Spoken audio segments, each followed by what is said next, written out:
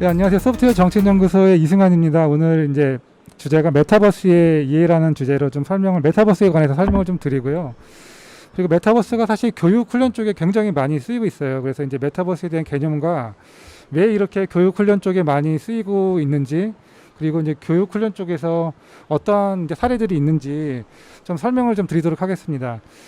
보시는 자료가 보시면은 해외에서 메타버스에 관련된 보도 자료들, 언론 기사들 이런 나오는 자료들이에요. 보면은 다 하나같이 똑같은 말들이 있죠. 메타버스 is coming이라고 해서 이제 메타버스가 오고 있다고 작년 10월부터 집중적으로 이 말들이 이제 기사들이 나오기 시작합니다. 예, 다음이요. 예, 국내에서도 지금 뭐 매일매일 메타버스 관련된 사례들이 나오고 있어요. 오늘 기사를 보시는 뉴스를 보시는 분들이 아시겠지만 그 구찌 가방 있잖아요. 그냥 버추얼백, 진짜 가방이 아니고 가상에 있는 구찌 백이 한 460만 원인가요? 그 정도로 지금 팔렸더라고요, 보니까. 그러니까 실제로 이제 가상 자산이 이제 거래가 되고 있고, 학교에서는 입학식도 졸업식도 축제도 지금 메타버스에서 하고 있죠. 기업들은 회의를 하고 있고, 야구단은 메타버스 출정식 하고 있고, 또 기업들은 또 이제 메타버스 채용도 이제 메타버스로 하고 있습니다. 그러니까 우리들의 실생활에 메타버스가 들어오고 있죠. 이 기업들이 이 메타버스로 변신하기 위해서 이제 기업들이 아주 변신을 선언합니다. 그러니까 우리가 알고 있는 대표적인 기업들인데, 뭐 삼성 디스플레이 같은 경우에도 메타버스가 이제 디스플레이 산업의 커다란 변곡점을 가지고 올 것이다라고 설명을 해주고 있고요. 그리고 우리 대표 통신 기업이죠. SK텔레콤이 이번에 메타버스 기업으로의 변신을 선언합니다. 그래서 우리는 메타버스 기업으로 간다라고 선언을 하게 되죠. 그러니까 기업들도 아주 관심이 많은 사항들이고요. 네, 다음이요. 정부에서도 되게 관심이 많아요, 메타버스가. 그러니까 그 기획재정부에서 올해 4월 달에 우리나라의 새로운 신성장 동력 5개를 선정을 했는데, 그 중에 하나가 이제 메타버스입니다. 그러니까 기존에 없던 신성장 동력으로 메타버스에 이제 주목을 또 하고 있고, 그리고 과학기술정보통신부에서 얼마 전에 메타버스 얼라이언스라는 걸 출범을 했는데요.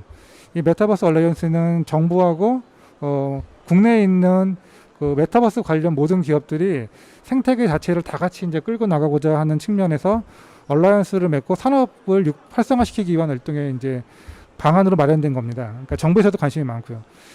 이 그래프가 지금 메타버스 키워드로 사람들이 검색한 양입니다. 검색량이 엄청나게 증가를 하고 있죠.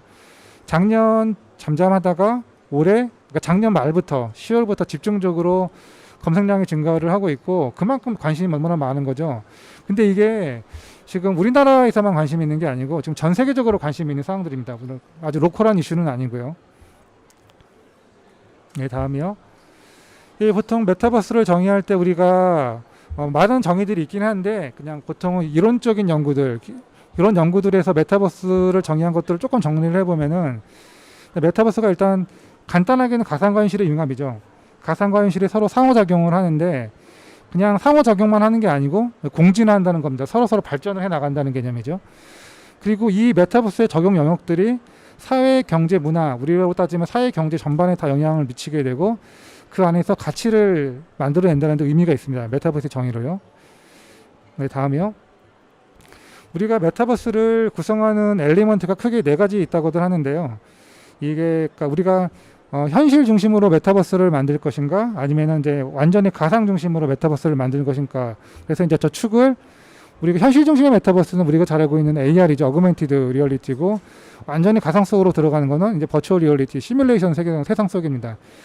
그리고 그 안에서 구현되는 정보가 어떤 외부 환경에 관한 정보면인지, 아니면은 어떤 개인들, 저희 같은 아이덴티티를 가진 사람들의 정보인지를 가지고서 이 두 축을 나눠보면 크게 4가지 분면으로 이루어지게 되는데, 크게는 이 4가지 형태로 메타버스를 분류한다고 해요. 그러니까 우리가 알고 있는 AR, VR부터 해서 라이프 로깅의 SNS, 그리고 구글 맵도 그냥 미러월드니까 우리는 계속 메타버스 속에 있었던 거죠, 사실은. 그러니까 이 형태가 과거에는, 지금 이게 2006년도에 이제 구분된 연구들인데, 이 연구에서도 미래를 얘기했습니다. 이 형태가 이제 고정되어 있는 게 아니라 융복합 형태로 바뀌어 나간다. 이 형태가 고정되어 있지 않고. 네, 다음 슬라이드요. 이 보시면은 그 우리가 어그멘티드 리얼리티로 해서 보시면 새롭게 나온 서비스가 고스트 페이스라는 서비스가 있는데, 저게 이제 내가 구글 글래스를 AR 글래스를 쓰고 러닝을 하잖아요. 그러면 보통 혼자 뛰거나 친구랑 같이 뛰는데 가상의 러너를 생성합니다. 글래스를 통해서. 그러면 저 러너를 내가 원하는 스피드로 조절할 수가 있어요. 그러면은 지금 저 서비스는 어그먼티드 리얼리티 서비스와 과거의 라이프 러깅이 결합된 그런 상태의 서비스인 거죠. 그래서 단적인 예로 저런 서비스의 경계들이 크게 구분되어 있지 않고 이제 융합된 형태로 발전해 나가게 됩니다. 이 융합을 어떻게 만드느냐가 이제 가장 중요한 관건이 되겠죠. 네, 다음에요. 이제 메타버스를 우리가 그 어떤 연구적인 그러니까 개념적인 측면에서 잠깐 설명을 드렸는데, 우리가 잘 알고 있는 이제 메타버스의 대표적인 기업인 유니티 CEO인 존 리치텔러가 메타버스는 일종의 소우주 같은 것이 될 거라고 얘기를 했거든요. 그러니까 이제 갤럭시라고 얘기를 한 거죠. 그 의미가 어떤 거냐면은 우리가 이제 물리적인 지구에 살고 있잖아요. 근데 우리 사람들은 굉장히 크리에이티브한 생각들을 가지고 있습니다. 아주 기발한 생각들을 가지고 있어요. 근데 그 기발한 생각들을 우리가 데이터 테크놀로지와 네트워크와 인공지능과 그리고 가상융합 기술을 통해서 완전히 새로운 가상 행성들을 만들어낼 수가 있겠죠. 그런 행성들이 저 갤럭시를 타고서 딱 쏘아 올려지는 겁니다. 근데 저 행성들이 한 개가 아니라 이미 많은 행성들이 만들어졌고 앞으로도 더 많이 만들어지겠죠. 그런 측면에서 이제 유니티 CEO가 저거를 이제 소우주라는 표현을 쓴 거거든요. 네, 다음 슬라이드요. 실제로 우리가 지금 요새 메타버스에 관해서 가장 많이 들고 있는 사례들을 보면 그게 하나하나의 저 표현대로 따지면 가상의 행성들이 만들어진 거죠. 로블록스라는 행성, 그리고 마인크래프트라는 행성, 포트라이트라는 행성, 그리고 제페토라는 행성. 이 행성이 계속해서 만들어져 왔고 앞으로도 수없이 더 많이 만들어질 거잖아요. 이미 저기 있는 사람들이 많은 행성에 살고 있으면서 가상과 현실을 오가면서 살고 있습니다. 돈을 벌고 이렇게 살고 있죠. 우리가 메타버스가 지금 갑자기 이제 하늘에서 뚝 떨어진 건 아니고요. 이미 과거에도 메타버스가 있어 왔습니다. 그러니까 가장 이해하기 쉽게는 우리가 싸이월드도 메타버스의 형태였고, 그리고 세컨 라이프라고 하는 2000년대 초반의 서비스들도 전부 다 이제 메타버스였죠. 근데 그때 과거의 메타버스와 지금의 메타버스를 이제 구분해 보면은 왜 지금 메타버스가 이렇게 강력해지고 있는지, 그러니까 비상하고 있는지를 알 수가 있는데, 과거의 메타버스는 대표적인 게 일종의 뭐 커뮤니케이션이나 게임 중심이었는데 대부분 다 B2C 중심이었거든요. 근데 지금의 메타버스는 B2C뿐만이 아니라 B2B 시장, B2G 시장, 그러니까 사회 경제 전반에 영향을 미치게 되고요. 과거에 1990년대 후반, 2000년대 초반과 지금의 기술력은 완전히 비교할 수가 없죠. 과거에는 PC와 2D 기반의 어떤 서비스였다면은 지금은 HMD나 웨어러블 기반의, 그리고 저 데이터 테크놀로지와 네트워크가 인공지능이 지금 그동안 20년 동안 엄청나게 발달해 왔잖아요. 기술 기반은 지금 비교할 수도 없이 발전해 왔고, 경제활동 측면도 굉장히 중요한 요소입니다. 근데 과거에서는 그런 거죠. 과거의 메타버스는 우리가 그냥 돈을 쓰는 곳이죠. 많이 그냥 우리가 현실에서 돈을 벌어서 메타버스 속에 들어가가지고 대표적인 게 게임이라면은 대부분 게임 아이템을 사고 소비를 하죠. 대부분 소비를 합니다. 근데 지금의 메타버스는 그 안에서 생산을 하거든요. 우리가 로블록스에서 유저들이 수많은 게임을 만들고 제페토에서 수많은 사람들이 아이템들을 만들어서 팔잖아요. 그러니까 생산을 하는 거죠. 과거에는 소비 중심이었는데 지금은 생산과 소비가 결합되어 있으니까 이 사람들이 여기서 돈을 벌고 그 돈으로 가상에서도 돈을 쓰고 현실에 와서도 내가 원하는 걸 살 수 있잖아요. 그러니까 여기를 떠날 이유가 없어지는 거죠. 과거는 흔히 말하는 게임은 만렙을 찍으면 다음 게임을 찾잖아요. 지치니까 소비만 하게 되니까. 그런 측면에서 소비와 생산이 결합되어 있기 때문에 굉장히 강력한 플랫폼이 되고 있고, 그리고 우리가 이제 생산을 하잖아요, 사람들이. 그러면은 가장 중요한 게 뭡니까? 내가 만든 자산에 대한 소유권이 되게 중요해지잖아요. 그래서 지금 NFT가 중요해진 거죠. 자산에 대한 소유권을 확인할 수 있는 방식, 그걸 거래할 수 있는 방식들이 중요해지니까요. 그래서 로블록스가 지금 월 활성 이용자 수가 뭐 1억 5천만 뭐 이상인데, 저 숫자도 굉장히 중요한데, 우리가 좀 더 관심 있게 봐야 될 숫자는요, 로블록스를 통해서 지금 돈을 벌고 있고 돈을 벌려고 하는 사람들이 지금 127만 명입니다. 저 127만 명의 크리에이터들이 지금 여태까지 5천만 개가 넘는 게임을 만들었잖아요. 거기서 돈을 벌고 있어요. 그죠? 그래서 이제 가상과 현실을 오가면서 이제 생활을 하고 있는 거죠. 제페토도 마찬가지죠. 지금 2년 만에 2억 명이 넘는 가입자를 모았는데, 지금 저 안에 2억 명도 굉장히 중요하지만 그 안에 6만 명의 크리에이터가 있습니다. 지금 저 사람들이 풀타임이든 파트타임이든 저 안에서 지금 가상재화를 팔아서 돈을 벌고 있거든요.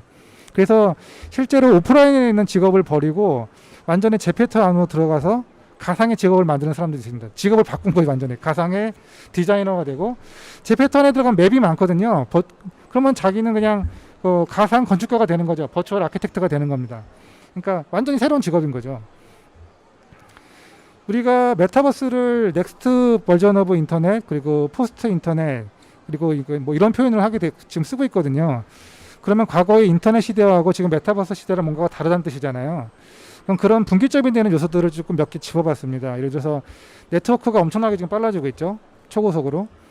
예전에 우리는 고정된 기기들을 쓰다가 그 다음에 휴대하는 기기를 썼다가 이제는 이제 착용하는 기기를 씁니다. 이제 글래스를 착용하고 시계를 착용하고 슈트를 착용하고 그리고 상호작용을 하게 되는데 우리가 과거에 전통적으로 마우스랑 키보드로 상호작용을 했잖아요. 그 다음에 터치가 나와서 너무 놀라했죠 사람들이. 근데 지금은 내 시선을 추적하거나 모션을 추적하거나 보이스 커맨더를 하거나 인간의 오감을 가지고서 이제 상호작용을 하게 되거든요. 인터랙션 방식이 크게 바뀝니다. 우리가 아까 제가 이제 현실과 가상의 세계를 오가면서 우리가 이제 융합되는 사회적인 부가가치를 만든다고 했는데 그러면은 저 현실하고 가상을 연결해주는 기술들이 있을 거 아니에요. 수많은 기술들이 조합돼서 가상과 현실을 이어주고 있는데 그 중에서 가장 중요한 테크놀로지를 큰 분야의 테크놀로지 4개를 꼽으라면은 익스텐디드 리얼리티 가상융합 기술과 그리고 네트워크 그리고 데이터 테크놀로지 그리고 인공지능입니다.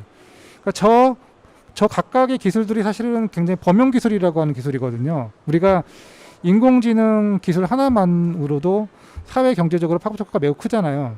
근데 저 기술이 독립적으로 있는 게 아니고 복합적으로 적용되면서 메타버스를 만들게 됩니다. 그러니까 우리가 예전에 바퀴가 있었잖아요.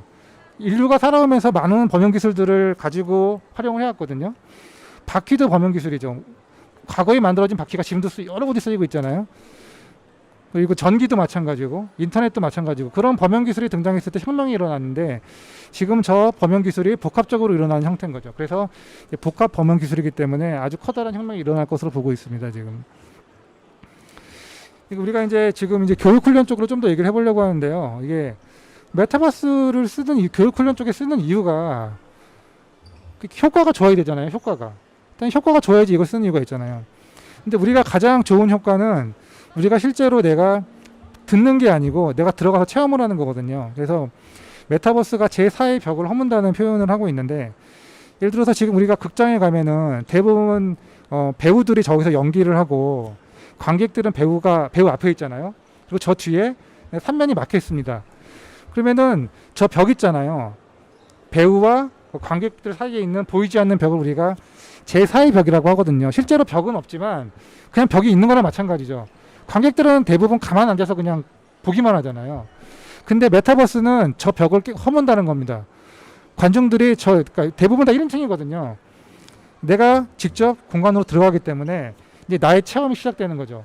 내가 가만히 앉아서 들을 때하고 내가 공간으로 들어갈 때는 완전히 강도가 다르거든요. 실제로 내가 가만히 앉아서 이걸 이제 기억의 궁전이라고 하는 굉장히 재밌는 실험인데 저기 있는 그림들이 여러 가지 그림들이 우리가 이제 PC 화면으로 볼 때 아니면 그림으로 볼 때 어디에 있는지 지금 사람들한테 다 기억을 해보라고 하게 되면은 저런 상태로 2D로 있을 때 저걸 기억하는 것보다 실제로 내가 공간에 들어가게 되면은 저걸 기억을 훨씬 잘해요. 기억력이 높아지니까 내가 이제 그 공간각을 가지고서 체험을 하기 때문에 기억력이 높아지는 겁니다. 그러니까 교육 효과가 높다는 뜻이죠. 공간 속에 들어가면은. 그리고 우리가 경험 이론 중에서 가장 이제 유명한 이론 중에 하나인데 아까 설명드렸던 것처럼 우리가 내가 어떤 걸 읽기만 하면 한 10% 기억하거든요. 근데 들으면 한 20% 기억해요. 근데 보면은 한 30% 기억해요. 보면은 공연을 보는 것처럼 보고 들으면 기억력이 또 올라갑니다. 근데 실제로 말을 하게 되면 더 올라가고 실제로 내가 경험을 하게 되면은 90%를 기억을 하거든요. 이 체험 효과가 굉장히 큰 거잖아요. 그러니까 우리는 메타버스 쪽에 들어가기 때문에 저 체험 효과가 엄청나게 큰 거죠. 그래서 교육 효과가 큰 겁니다. 들어가게 되면. 우리가 간단하게 여태까지 줌을 많이 써왔잖아요. 줌을 가지고서 대학생들하고 만약에 강의를 하면은 한 100명 정도 수업을 듣잖아요. 그러면 제가 이제 혼돈이 오기 이제 어지럽기 시작합니다. 이제 내가 지금 뭐 하는지 잘 모르죠. 이제 갑자기 갑자기 할 말도 잊어버리고 저 뒤에 100명들이 있다는 걸 제가 인지를 하기 어렵거든요. 되게. 물론 이제 정말 필요해서 하긴 하는데 우리가 그런 거거든요. 간단한 커뮤니케이션을 할 때는 그냥 문자로 해도 되고 메일로 해도 돼요. 근데 굉장히 어려운 커뮤니케이션을 할 때 우리가 건축에 관한 뭔가를 논의할 때 자동차를 디자인할 때 굉장히 어렵잖아요.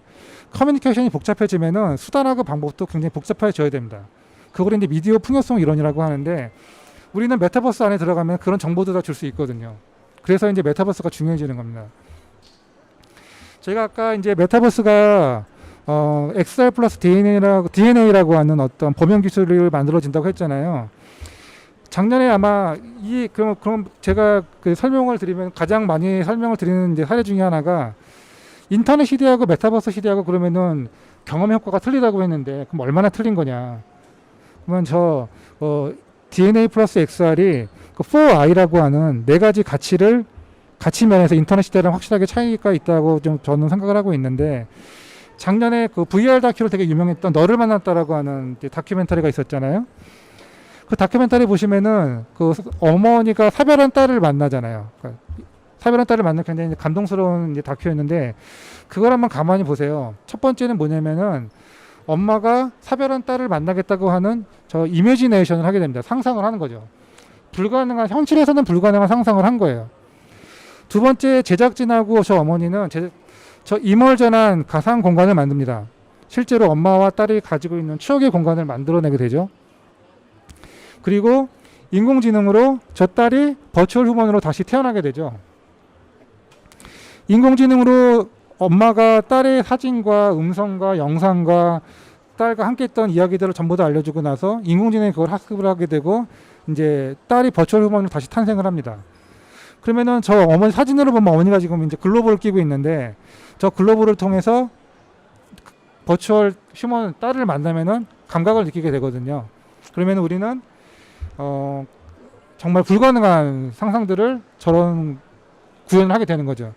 이 결국 의미하는 게 뭐냐면 우리는 이제 완전히 나랑 똑같은 인간 아니면 전혀 새로운 인간, 내가 만들고 싶은 인간을 만들 수 있다는 뜻이에요. 버추얼 휴먼을. 두 번째는 잠시만요. 우리가 원하는 어떤 공간을 만들 수 있다는 겁니다. 그리고 우리가 실제 과거로 똑같이 구현을 해볼 수도 있고 미래를 시뮬레이션 해볼 수도 있거든요. 그래서 우리가 이 메타버스를 인간과 공간과 시간의 혁명이라고 얘기를 할 수가 있습니다. 이 조합이 겹쳐지게 되면은 정말 무궁무진한 조합을 만들어낼 수가 있잖아요. 그래서 그게 혁명이라는 표현을 쓰는 거고 불가능한 소원을 들어주는 이제 VR로 프로젝트가 하나 있는데 그걸 제가 한번 보여드릴게요. 네, 다음 슬라이드 보시면요. 예. Mission Control, we have liftoff. 7-year-old Zayden Wright has a congenital heart disease, but that didn't stop him from fulfilling his biggest wish. He loves outer space. I asked him, "What's outer space? What's out there? What's in Saturn?" And he said, "An alien, a green alien." He'd never be able to make it to space, but the Make-A-Wish Foundation helped him experience it with a virtual reality trip. Engage the Zayden 7. Oh, Initiating boarding. Welcome to the Zayden 7. Z-A-Y-D-E-N. Prepare for launch. Ready? Ready. We have liftoff. The virtual reality team made sure he saw his home and the moon. I can see it over there. Let me show you where your house is. Yeah, that's my house. Look to your right, we're passing the moon. The moon. Zayden wanted to take his red rocket ship to Saturn so he could meet an alien. You have arrived at Saturn. Can we land? Prepare for landing. Yeah. Oh my God. I see a rainbow. Eventually, he had to come back home to meet his family. My rocket. Well, I went in outer space. It was fun. A former NASA astronaut met Zayden once he 예, was 된 것 back on 같습니다. Earth. 예.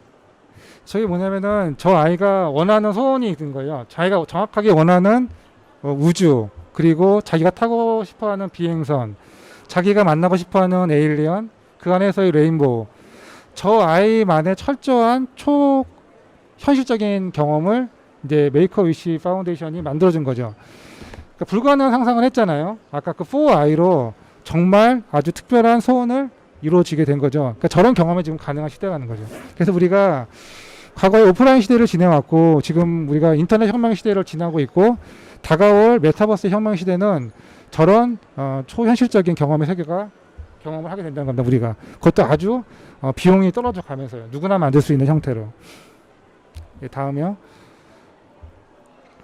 메타버스 플랫폼 아까 제가 수많은 행성들이 만들어지고 있죠. 저 플랫폼 안에 사람들이 엄청나게 많으니까 이제 다 돈을 벌려고 할 거 아니에요. 저 플랫폼만 더 탄탄해질 거고 수많은 사람들이 저 플랫폼에 올라타려고 하고 있죠. 플랫폼은 더 강력해집니다. 네트워크 효과 때문에. 그러면 사람들은 기기를 많이 찾을 것이고 서비스는 더욱 늘어날 것이고 참여하는 사람은 더욱 늘어나겠죠. 인터넷 시대처럼. 예, 다음이요. 근데 저 플랫폼이 우리가 지금 상당 부분 많은 분들이 대부분 게임 중심으로 메타버스를 설명하고 있잖아요. 근데 게임 부분도 굉장히 중요한 부분인데 저 플랫폼이 이제는 일하는 플랫폼으로 진화한다는 겁니다. 그래서 우리가 로블록스가 전형적인 우리가 알고 있는 이제 게임 메타버스 플랫폼이잖아요. 근데 로블록스가 이번에 상장하면서 발표했던 인베스터 데이에서 저 그림 중에 한 개 보시면은 로블록스 밑에 워킹 투게더라고 하는 그림이 보이실 거예요. 우리 그리고 플랫폼 익스텐션이라는 말이 써 있습니다. 그래서 로블록스는 우리는 게임 플랫폼이지만 앞으로 사람들이 여기 와서 일을 하게 되는 플랫폼을 만든다는 거죠. 일하는 플랫폼으로 바뀌게 됩니다.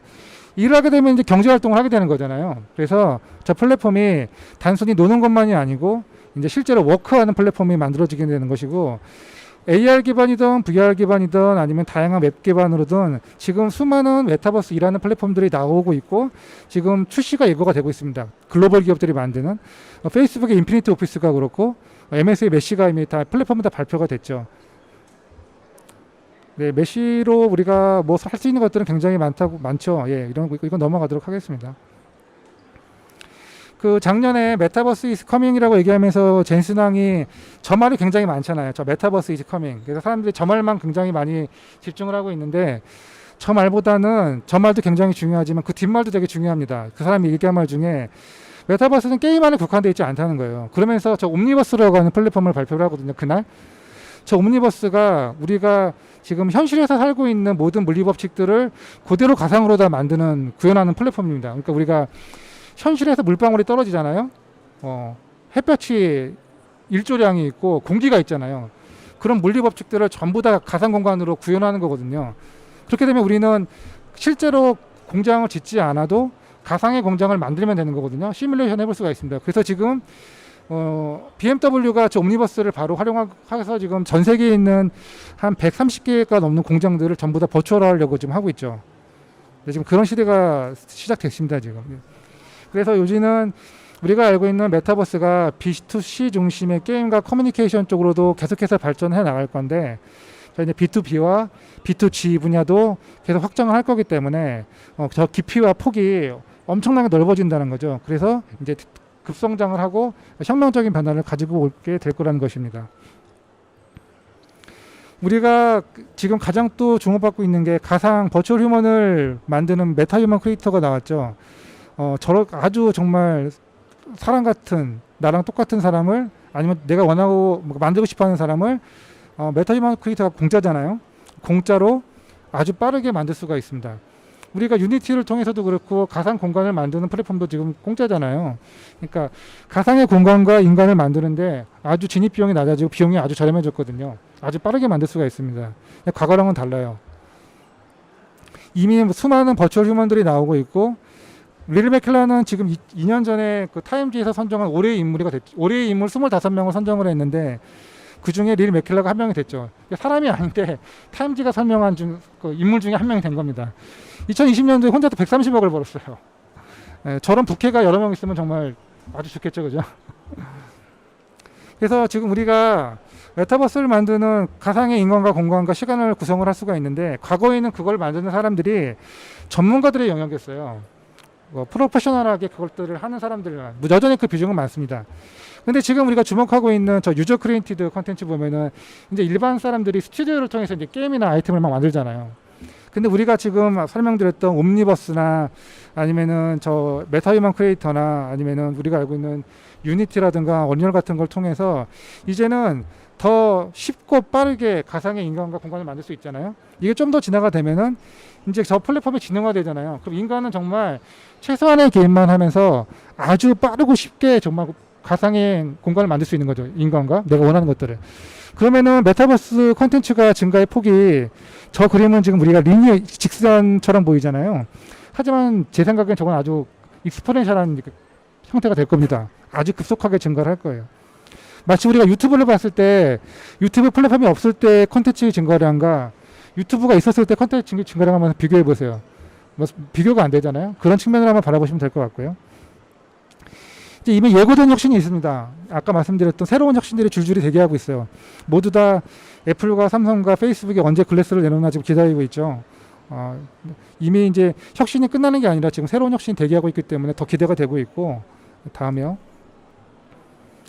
얼마 전에 페이스북에서 발표했던 이제 그 브레인 컴퓨터 인터페이스라는 방식이죠. 이제 키보드가 없이도 내가 뇌의 시내를 인식해서 키보드를 문자를 입력하고 가상 상황을 제어하는 이제 이런 놀라운 기술들이 다 예고가 되어 있습니다. 얼마 전 구글 I/O에서 이번에 발표했던 거죠. 스타라인 프로젝트가 있습니다. 예. 저 안에 있는 화면을 보시면 우리가 기본적으로는 2D 화면은 몰입감을 많이 주지 못하잖아요.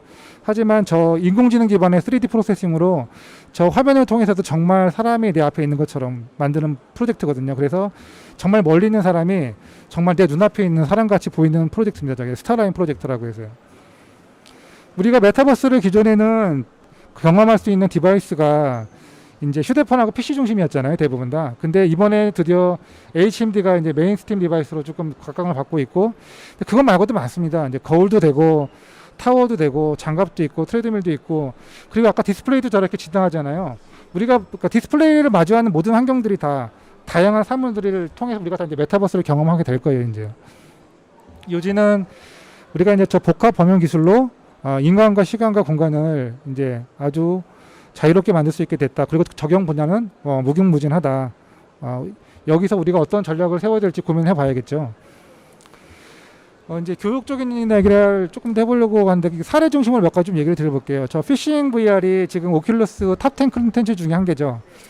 근데 저 이제 관련된 자료를 보니까 저 만드신 분이 피싱 VR을 만들기 전에 그 불국사 VR을 만드셨다고 하더라고요. 그러니까 대부분 어떻게 보면 문화 콘텐츠잖아요. 문화 교육 콘텐츠.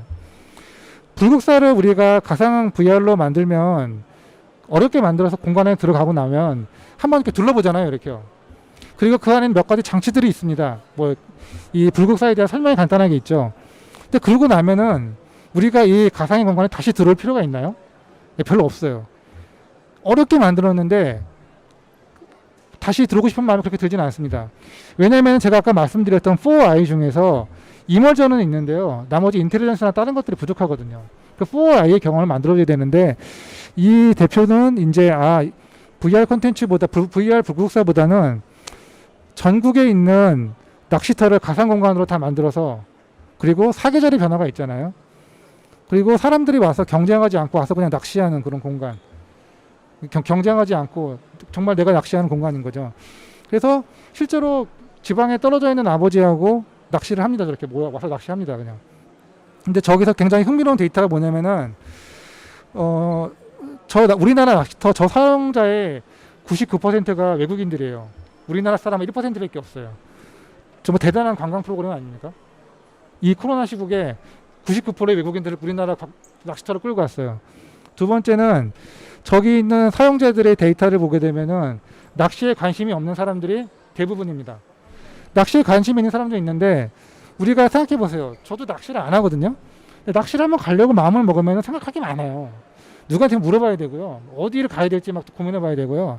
장비를 사야 되나 빌려야 되나 또 멀잖아요. 또 막 약속도 있고 뭣도 있고 그러면은 생각부터 실현까지 너무나 많은 고민들이 있습니다. 근데 저기는 그냥 로그인만 하면 되거든요. 저걸 통해서 진짜 경험이 있으면 실제 낚시터에 가면 돼요. 그리고 또 하나의 마지막 중요한 레슨은 뭐냐면은 저기서 가장 많은 물고기 낚시 1위가 누구냐면은 영국에 있는 노인이거든요. 치매 노인이에요. 저기서 삶의 어떤 기쁨과 안락을 찾은 거예요. 사람들하고 편안하게 낚시하면서. 굉장히 많은 시사점을 주고 있습니다, 사실은. 네. 훈련용으로 아까 좋잖아요. 아까 제가 경험 효과가 높으니까 가장 경험 효과가 높은 부분들이 어디겠습니까? 이제 군용하고 경찰이나 이런 쪽이죠. 메타버스가 가장 저 아까 제가 말씀드렸던 경험 효과가 좋은 분야가 아주 위험한 분야, 그리고 아주 돈이 많은 아주 위험한 훈련, 아주 돈이 많이 드는 훈련, 엄청나게 비생산적인 훈련, 아주 소수만 할 수 있는 훈련, 그런 훈련들이 최적이에요. 메타버스는. 그러니까 지금 보시면은 우리가 보세요. 예전에 경찰들이 훈련하는 거 많이 보시잖아요. 그러면은 경찰들이 특수한 테러 상황을 진압한다고 할 때 과거의 오프라인 훈련은 무슨 교보제나 모형을 다 만들어야 되지 않습니까? 이렇게. 근데 그걸 만들어내면은 얼마나 계속해서 바꿔줘야 되잖아요. 계속해서 비용이 들고 또 잘 바꾸지도 않게 되죠. 그러니까 훈련을 하는데 고정된 패턴으로만 훈련하는 거죠. 근데 메타버스 안에 들어가게 되면 저 사람들이 지금 그냥 공간에 있잖아요. 그 경찰들이. 저 사람들이 맞이하게 되는 상황은 무궁무진합니다. 저 안에 있는 건물이 완전히 새로운 건물이 될 수도 있고 뭐 호텔이 될 수도 있고 완전히 다양하죠. 그러면은 저 하나의 스페이스를 엄청나게 많은 훈련 공간을 쓸 수 있는 거예요. 공간 전략이 달라지는 거죠, 완전히. 경찰 훈련도 마찬가지고요. 군용도 마찬가지입니다. 저건 이제 소방 훈련인데요. 우리가 보세요. 소방하고 특히 화재 훈련을 한다고 생각해 보세요. 우리가 화재 훈련을 하는데 그럼 불이 나야 되지 않습니까? 근데 훈련을 한다고 할 때마다 불을 내면 어떻게 돼요? 저 나만 알겠어요, 이거 다?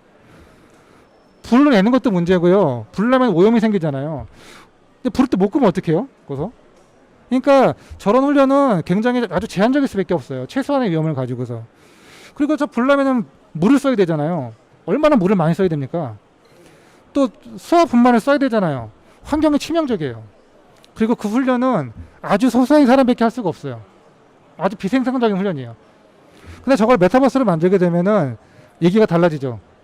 기존에 가지고 있던 모든 문제들을 해결할 수 있습니다. 그러니까 저것만이 전부는 아닌데 기존에 있던 오프라인으로 저 훈련을 10번 했다고 생각해 보세요. 그러면 오프라인 메타버스에서 수많은 프랙티스를 가지고 연습을 한 다음에 오프라인 훈련을 아주 필요한 순간에만 한번 해보면 됩니다. 그러면 효율성이 굉장히 높아지겠죠. 효과가 굉장히 좋아지겠죠. 그래서 지금 실제로 지금 호주에서 하고 있는 소방 훈련이에요.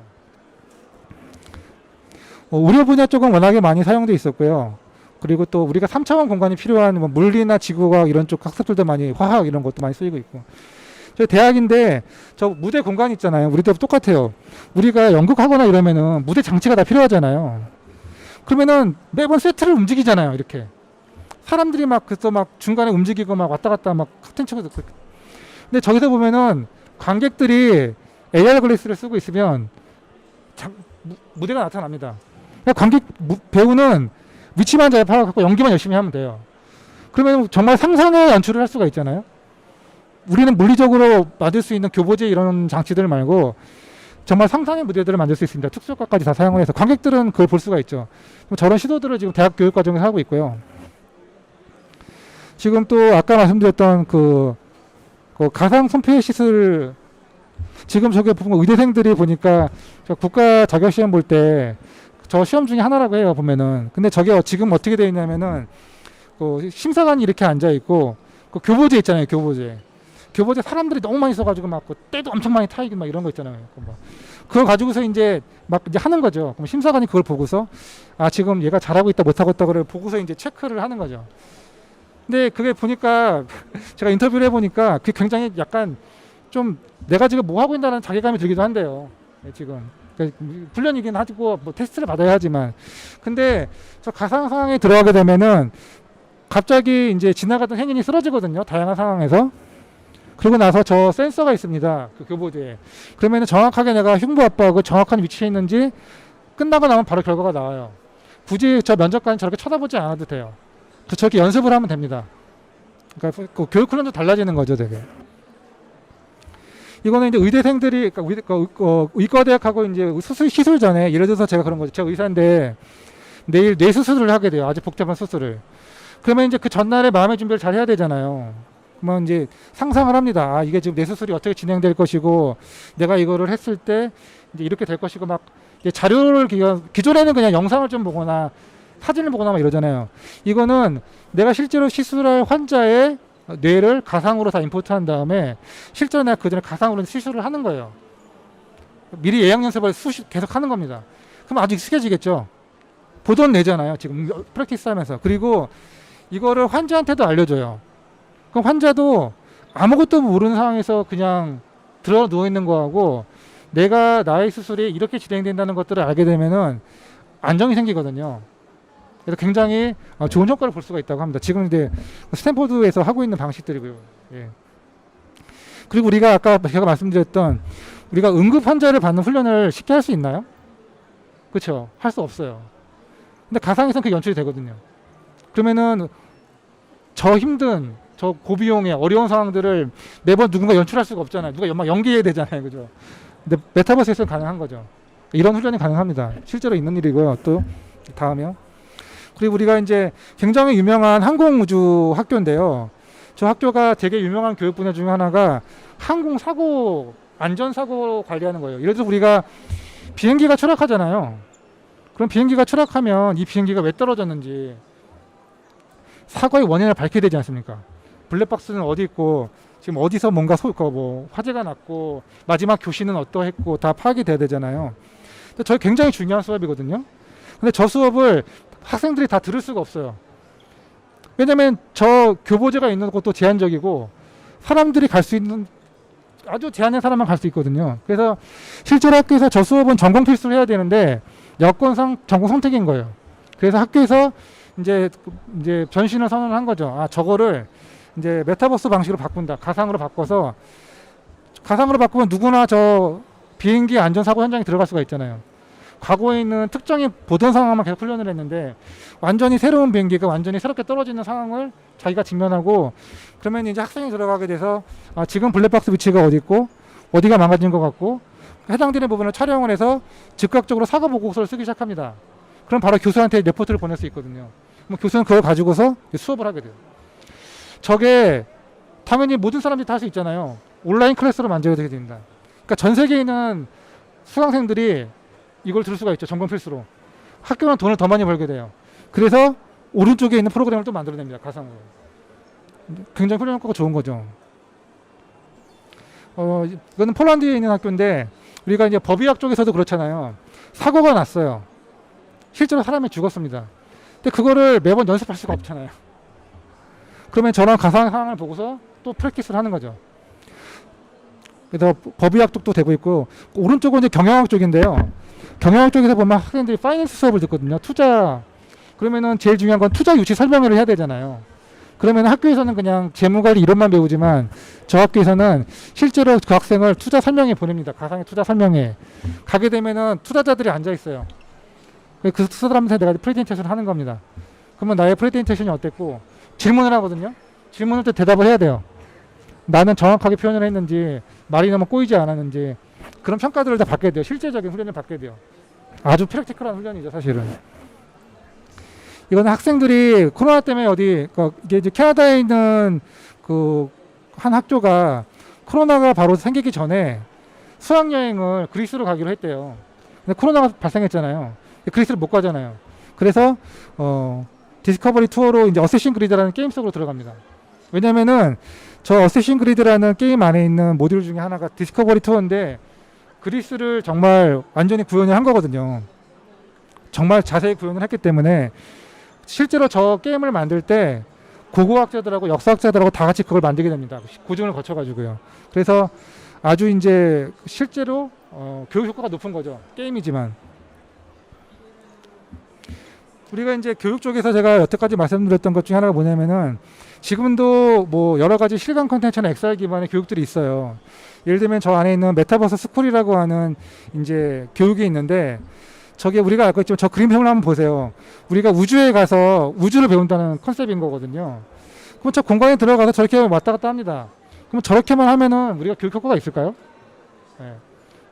별 효과가 없어요. 다시 나와야 되잖아요. 나오면은 다시 별로 안 들어가고 싶은 마음이 별로 없을 거예요. 지금의 효과가 그 4I가 제대로 안 돼 있기 때문입니다. 근데 지금 우리가 저 안에 이제 4I를 완성시켜야 되는 미션이 있거든요. 근데 동영상을 일단 한번 봐주시겠어요? 예, 저 구글 예, 그겁니다. For example, say you wanted to learn about one of my favorite planets, Pluto.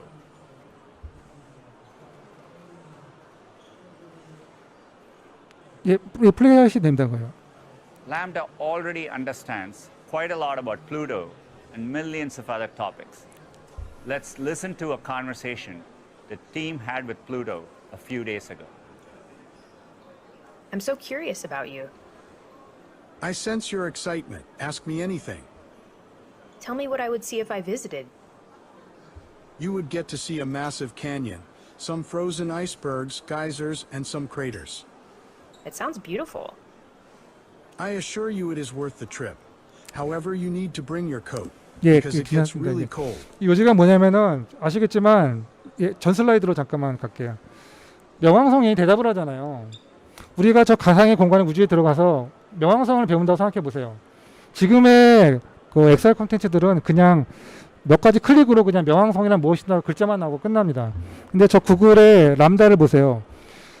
제가 학생이잖아요. 가상 공간에 들어가서 람다한테 물어봅니다. 넌 도대체 누구니? 난 명왕성이야. 너는 몇 살 정도 됐어? 인격체가 갖고 있듯이 대답을 하잖아요. 그러면 자기가 명왕성이 몇 살인지, 나는 몇 년 전에 태어났는지, 성분이 뭘로 되어 있는지, 사람이 살 수 있는지 없는지 학생들은 끊임없이 질문을 하기 시작해요. 그러면 이제 여기서 분명히 선생님하고 학생의 역할들이 굉장히 달라질 수도 있습니다. 메타버스 시대는. 선생님들의 가장 중요한, 지금 선생님들이 그렇게 하잖아요. 대부분 다 칠판이나 강의자를 놓고서 계속 가르쳐 주잖아요. 이렇게요. 끊임없이 가르쳐 주고 학생들은 제 사회벽에 갇혀가지고 쳐다보고 있잖아요. 근데 선생님이 저 명왕성한테 가서 너 이제 오늘 집에 가가지고 저 우주 속에 들어가서 명왕성하고 1시간 동안 일단 공부한 다음에 내일 나랑 얘기하자. 그러면은 학생들은 끊임없이 질문하잖아요. 그러면 데이터 기반으로 학생들이 무슨 질문을 제일 많이 하는지 알 수 있어요. 그리고 선생님들이 가장 중요한 역할은 뭘까요? 저 명왕성을 아주 인텔리전스하게 만드는 거예요. 그리고 저 명왕성이 편향성을 갖지 않게 만드는 겁니다. 그러면 선생님들의 미션이 달라지는 거거든요. 학생들도 공부하는 방식이 달라지게 되잖아요. 그럼 수업 효과가 많이 달라지지 않을까요? 역할도 달라지는 거거든요. 굉장히. 그리고 제가 저 명왕성을 공부하다 그런 거죠. 야, 명왕성, 내가 지금 막 공부를 하고 있는데, 야, 너 안에 있는 어떤 표면 좀 사진 좀 찍어줘. 다 찍어줍니다. 그리고 오늘은 공부 여기까지 했잖아. 그러니까 오늘은 공부를 다 못했으니까 오늘 공부한 거를 저장해줘. 나의 클라우드에. 그리고 내일 내가 몇 시쯤 다시 들어올 테니까 우리 다시 나머지 공부를 한번 해보자. 그리고 나서 내가 선생님하고 토론 한번 해볼게. 이렇게 되는 거거든요. 이게 지금 이제 가능합니다. 그럼 다음 슬라이드를 한번 볼게요. 네, 동영상 한번 보시거든요.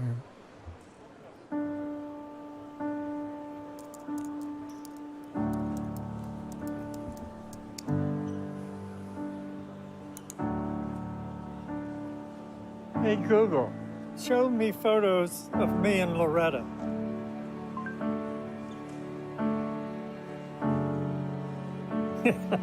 Remember? Loretta hated my mustache.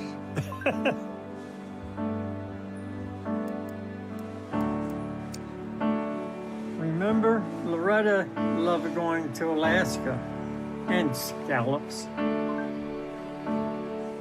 Show me photos from our anniversary. Remember, she always snorted when she laughed. Play our favorite movie.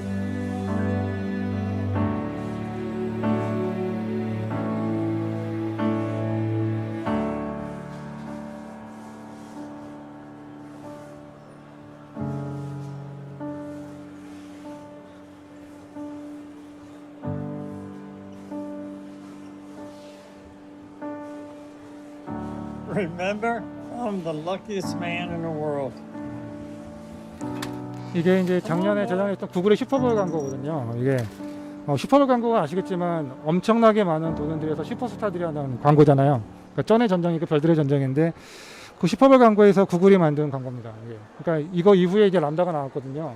그러니까 람다의 진화가 우리가 이제 저게 어떻게 사회를 변화시킬지, 메타버스가 어떻게 사회를 변화시킬지, 제가 이제 교육적인 측면에서 설명을 좀 드렸는데, 우리가 생각하는 것 이상으로 큰 변화를 사실은 이제 만들 수 있거든요. 근데 저희가 이제 그런 거에 사실 주목을 해야 됩니다.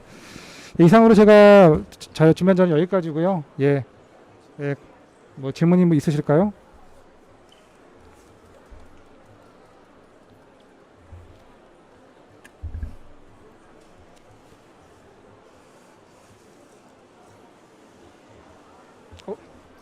제가 너무 작아. 메타버스에서 가장 유명한 사업 분야는요. 지금 제가 오늘 말씀드렸던 쪽에서 지금 교육 훈련 쪽이 우리가 되게 궁금한 게 있잖아요. 그러면 돈을 지금 어디가 제일 많이 벌지? 그거 있잖아요. 메타버스 쪽으로 보면은 B2C 쪽은 우리가 돈을 지금 누가 많이 벌고 있는지 좀 눈에 보이잖아요. 근데 B2B 쪽에서는 지금 오늘 설명드린 이런 분야입니다. 교육 훈련 쪽이 가장 기업들이 지금 투자할 유인이 있거든요. 생산성을 높이는데. 특히나 지금 그 중에서도 의료 분야 쪽은 굉장히 지금 가장 활발하게 지금 진행이 되고 있다고 해요. 예. 많습니다. 그래서 우리가 지금 굉장히 주목을 해야 돼요. 그 메타버스의 어둠이 있습니다. 우리가 생각해 보세요. 우리가 인터넷으로 우리가 지금 내 프라이버시를 가져갈 수 있는, 우리가 인터넷으로 제가 화면을 클릭해서 어디를 많이 클릭하는지 무슨 물건을 사는지 다 조사하잖아요. 프라이버시가 이슈가 있잖아요. 메타버스는 공간으로 들어가게 되면 그런 거죠. 내가 어디를 쳐다보는지, 내가 어떻게 무엇을 보고 어떻게 반응하는지, 내가 어떤 행동을 하는지, 나의 정말 지금 동공이 흔들리고 있는지 모두 다 알 수 있거든요. 왜냐하면 이 생체 데이터가 들어가기 때문에 그거 가지고서 굉장히 더 몰입감 있는 현실, 그리고 몰입감 있는 경험을 만들 수도 있지만 그만큼 프라이버시는 굉장히 더 위험해지는 거예요. 양면성이 있습니다. 그래서 그런 양면성에 굉장히 주의를 해야 돼요.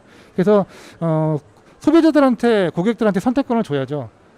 내가 이 서비스를 받을 때 내가 쓸 수 있는 데이터의 허용의 범위들을. 이것 말고도 이제 뭐 지적재산권이라던가 뭐 특히나 어그멘티드 리얼리티는 또 더 이슈가 많을 수도 있어요. 예전에 우리가 이미 경험을 좀 해본 게 있잖아요. 우리가 폭탄명고 나왔을 때 기억하세요? 그때 난리가 났었습니다. 무단 침입한다고. 현실에 있는 집에서 그거 잡겠다고 뛰어 들어간 거 아닙니까? 그 집에 있는 사람은 무슨 죄예요, 그게 갑자기. 그러면 거기 컨텐츠를 잘 만들면 안 되거든요. 굉장히 주의를 해야 되잖아요. 그러니까 현실과 가상이 만나서 정말 흥미로운 일들이 벌어지는데 여기서 생기는 문제점들이 있거든요. 이제 준비를 해야 됩니다. 그거에 대해서는 충분히.